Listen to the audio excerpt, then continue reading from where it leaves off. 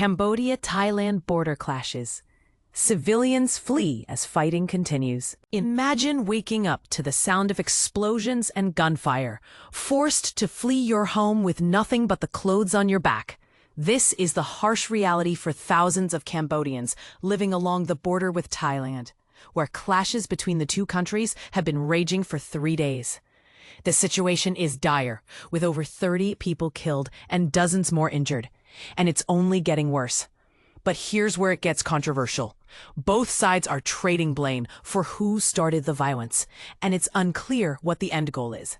As the conflict escalates, civilians are caught in the crossfire, and it's a miracle that more people haven't been killed. The fighting has been centered around the ancient Taman Tom Temple, a disputed territory that has long been a flashpoint between the two countries. A Cambodian soldier who wishes to remain anonymous told us that he was injured in the fighting and is still waiting for surgery to remove shrapnel from his body. "I have shrapnel in my back, and it hasn't been removed yet. I need surgery," he said, lying in a hospital bed. His story is just one of many, and it's heartbreaking to think about the families who have been torn apart by this conflict. And this is the part most people miss. The human cost of this conflict goes far beyond the numbers. Families have been forced to flee their homes, leaving behind their livelihoods and everything they own.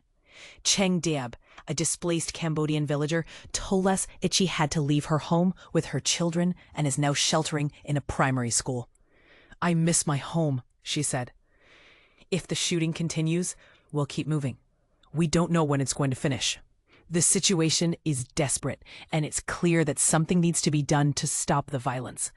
But what? That's the question on everyone's mind.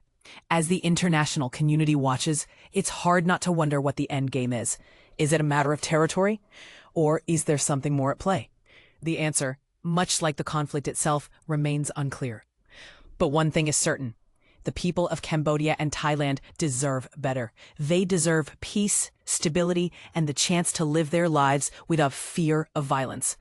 So we have to ask, what can be done to stop this conflict? Is it time for the international community to step in, or can the two countries resolve their differences on their own? The answer, much like the future of this region, remains to be seen. But one thing is certain. Something needs to be done, and it needs to be done now. The fate of thousands of people hangs in the balance, and it's up to us to make sure that their voices are heard. So, let's make some noise, and let's demand that something be done to stop this senseless violence. The people of Cambodia and Thailand are counting on us. Cambodia versus Thailand border conflict. Ceasefire call amid rising death toll. The situation on the border between Cambodia and Thailand has reached a critical point, with both nations calling for an end to the violence, but pointing fingers at each other. This escalating conflict has already claimed more than 30 lives, including civilians, and displaced nearly 200,000 people. But here's where it gets controversial. Cambodia has demanded an unconditional ceasefire, while Thailand insists on proof of Cambodia's genuine commitment to ending the conflict before negotiations can begin. Cambodia's ambassador to the United Nations, Chia Keo, emphasized the need for a peaceful resolution, stating that his country is willing to lay down arms without conditions. On the other hand, Thailand's foreign minister, Maris Sangiampongsa, suggested that Cambodia must demonstrate true sincerity for ceasefire talks to move forward. This stance has sparked debate about who truly holds the upper hand in the negotiations. The human cost of this conflict is staggering. At least 32 individuals, both soldiers and civilians, have lost their lives, with nearly 200,000 others forced to flee their homes. In Thailand alone, 19 people, including 13 civilians and 6 soldiers, have been killed since Thursday. Thai officials report that approximately 140,000 people have been evacuated from affected areas.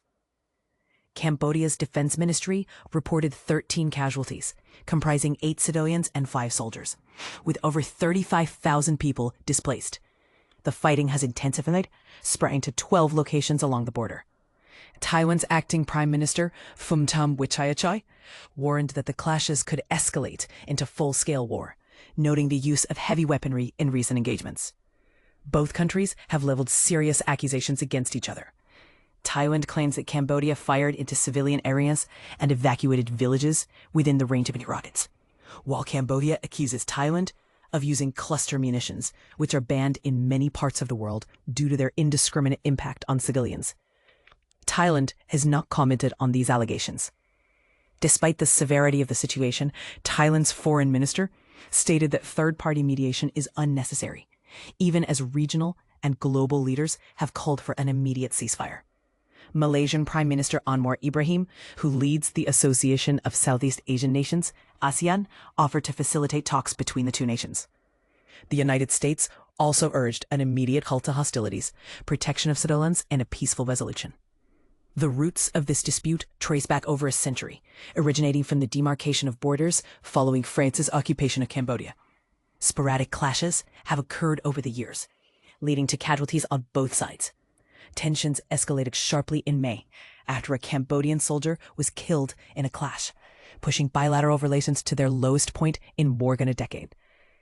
The current conflict began, according to Thailand, when Cambodia deployed drones to surveil Thai troops near the border. Cambodia, however, maintains that Thailand initiated the conflict by violating a prior agreement and advancing on a Khmer Hindu temple near the border. These conflicting narratives add another layer of complexity to the ongoing negotiations. As the international community watches with concern, the question remains: will the two nations find a path to peace, or will the cycle of violence continue? The answer to this question could shape the future of Southeast Asian relations for decades to come.